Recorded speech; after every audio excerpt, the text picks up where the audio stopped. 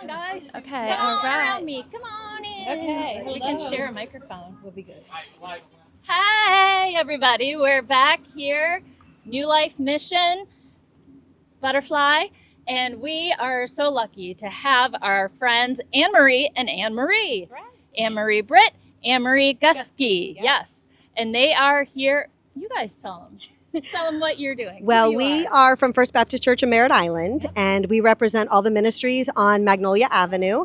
I'm here helping represent the House of Hope Food and Clothing Ministry, and Anne Marie is the executive director of Agape Women's Center. You want me to talk about Agape? Tell us. Okay. Tell us who you are. So, Agape Women's Center is 35 years old this year. They were started by First Baptist Church of Merritt Island 35 years ago. The church had a heart for women that were facing unplanned pregnancies. Many of these women were single moms, and they needed a safe place to go, a place where they could receive resources like diapers and wipes. And so that was how Agape started. And over the years, we've just continued to expand. In 2020, we had a client that came through our doors that we realized was being trafficked. And so her story really opened our eyes to the fact that being a crisis pregnancy center puts us in the front lines of serving women that are being trafficked.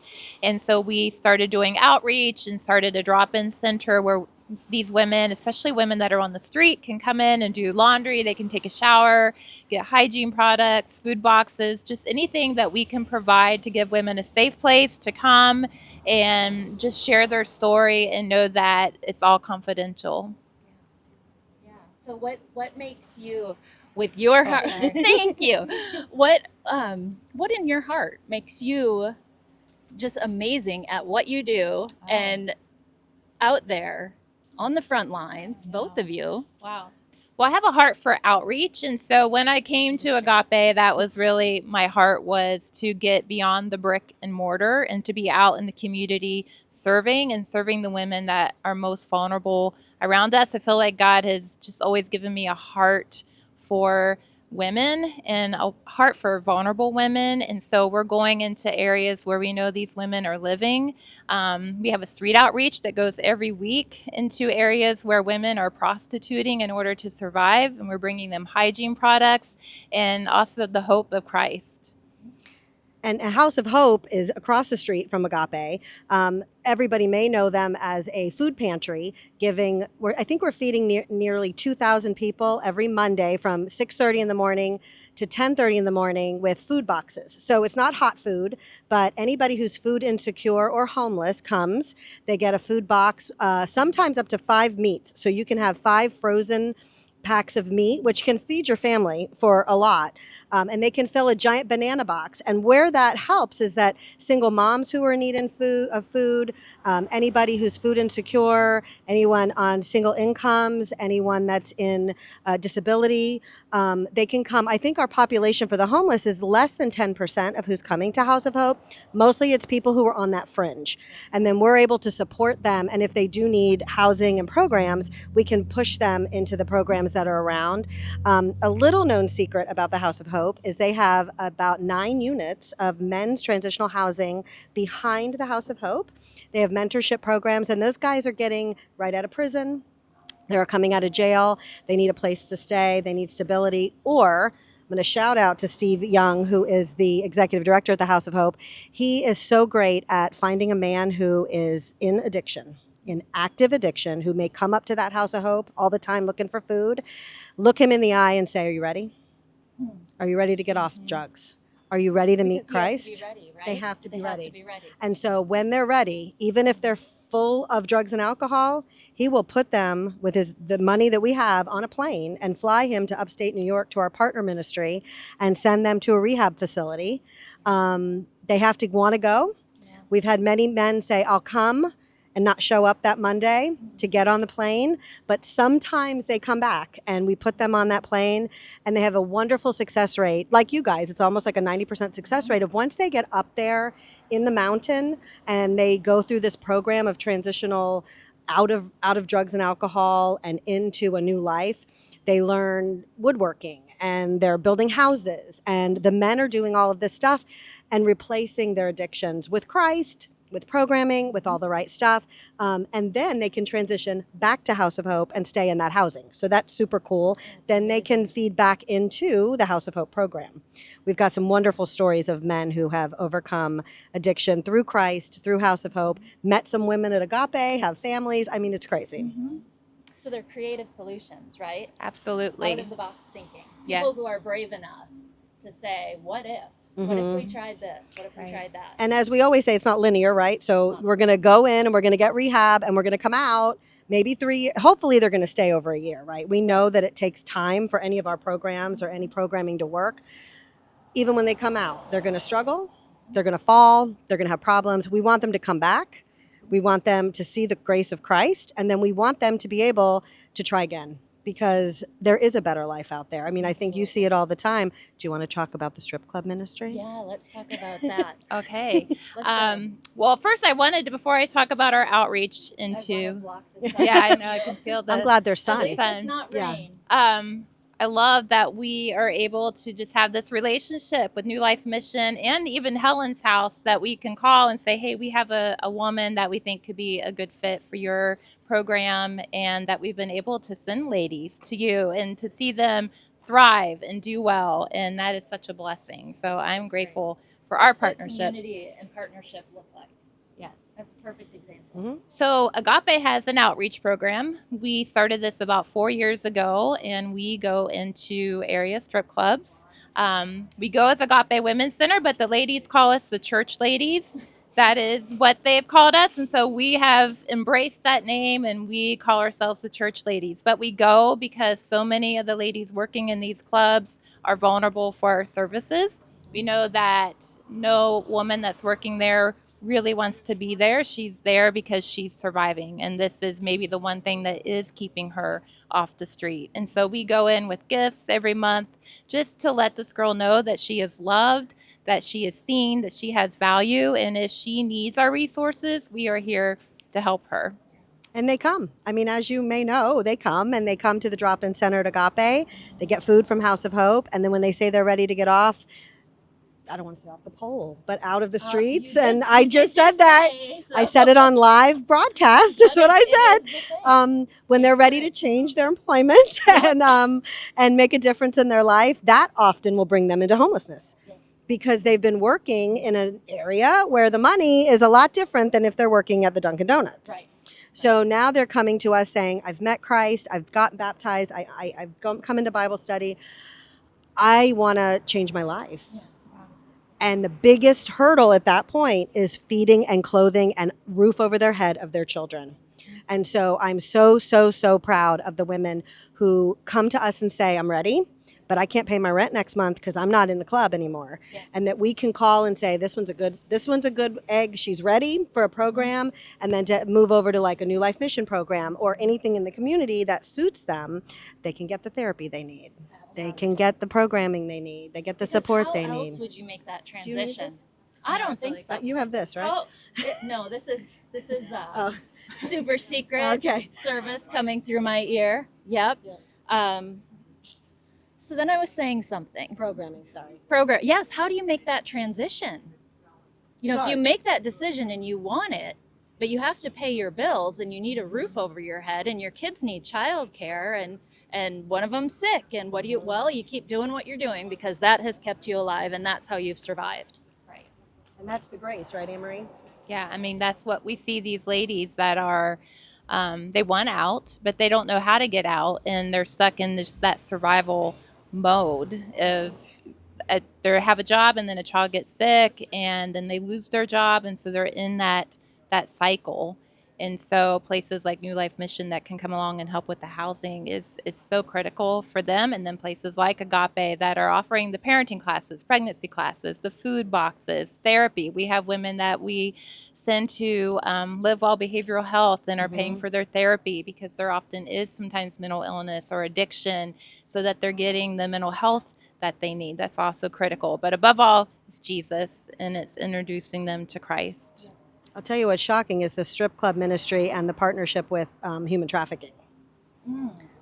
Because that mess, that we could sit on the bench for 3 days talking about that, but that is a hard transition as well, because that's a mindset shift of like, that's not my boyfriend. This was coercion.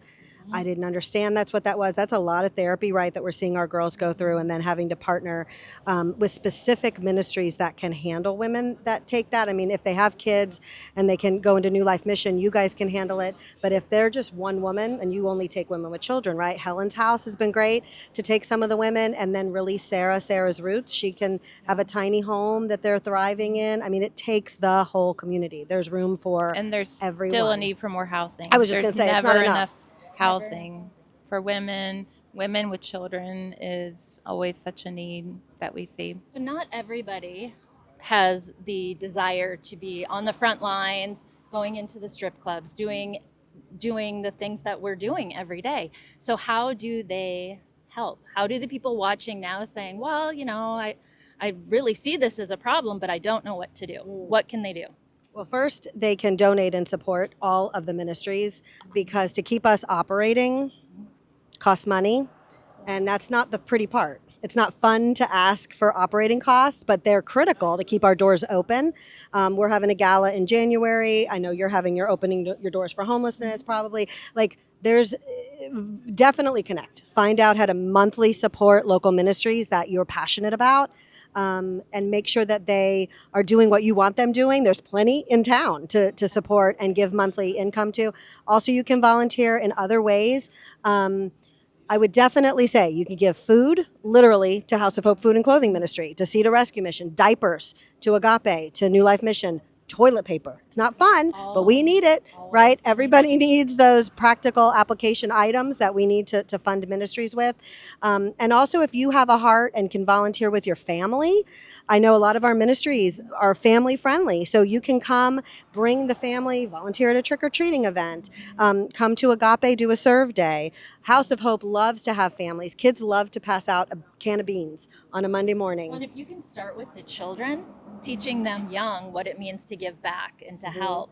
I mean, how beautiful is that? That's a generational change happening there, too. 100%. And clothing donations are also big. House of Hope has free clothing boutique where anyone can shop on a Monday, come in 10 minutes, pick 5 items, shoes, clothing, no questions asked if anybody needs anything. So I know a lot of people are cleaning out their closets and they don't want to drive to the Goodwill drive-through, right? That drop-off. So come to the House of Hope on Merritt Island. There's a little drop box on the corner of South Tropical and Magnolia Avenue. You bring anything there and any baby items for Agape Women's Center. My truck is full right now of items for some of the girls at New Life who were texting us saying, I forgot I had all these points from my parenting class. Would it be okay if I got diapers and whatever? Because we have worked together, and some of the women from your program have come to New Life Mission. So that's what the community is about, and that collaboration, because we say it and it makes a great bumper sticker. We're better together, but honestly, Right.